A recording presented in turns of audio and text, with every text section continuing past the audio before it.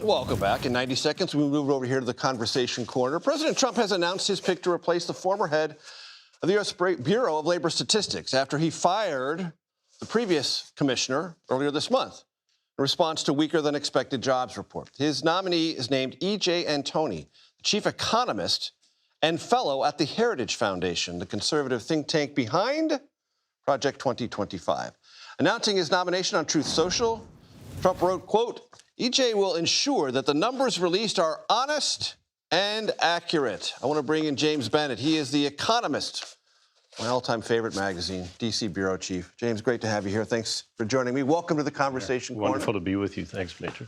Okay, the premise there the president leaves in the air is that the previous Bureau of Labor Statistics numbers were not truthful, not accurate. He even alleged they were politicized. There are legitimate questions to be raised about the methodology there, but saying they're politicized and can only be truthful and believed now because his guy is there creates a whole new dynamic. Yeah, and even if his guy is there, one wonders. I mean, basically, the president is saying the numbers are only true if he says they're true, which already is, I think, undermining confidence and a core economic indicator for the U.S. I mean, Major, billions of assets globally get repriced within moments of the release of Bureau of Labor Statistics data.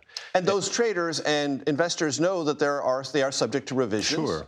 They've built that into their expectations, but they do care about what the government says the numbers are. Yeah, and there was an unusually large revision in July of the previous month's data. There are reasons for that, as you said.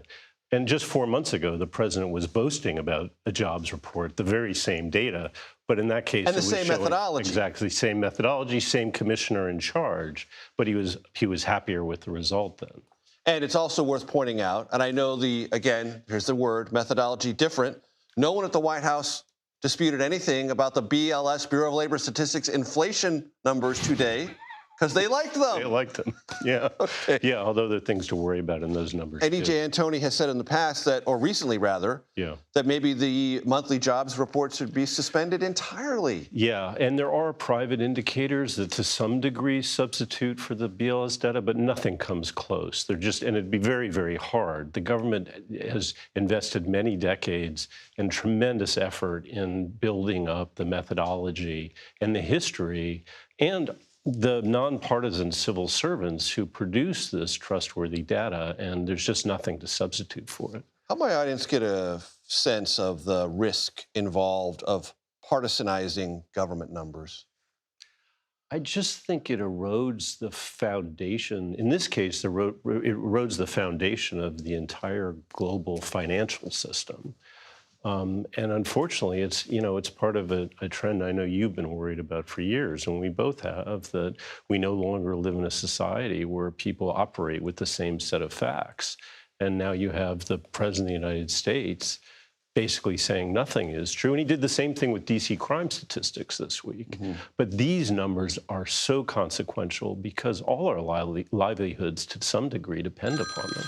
And I'm so sorry. That shouldn't have happened. That's a live phone call right here in the conversation corner. I love it. We are from so my informal here, James. Silenced phone. Worry not, worry not. Other places you'd go, they'd frown at you and give you a dirty look. Not me. I love it. It's okay. It's life. Life happens on the show all the time.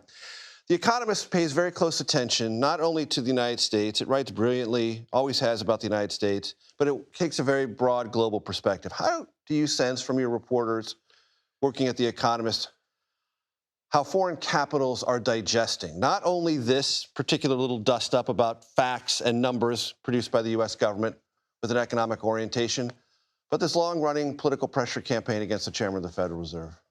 I mean, again, it's tremendously concerning, I think, all over the world and destabilizing. And people they've trusted the U.S. dollar as the reserve currency. They've regarded the Fed as the gold standard for monetary policy.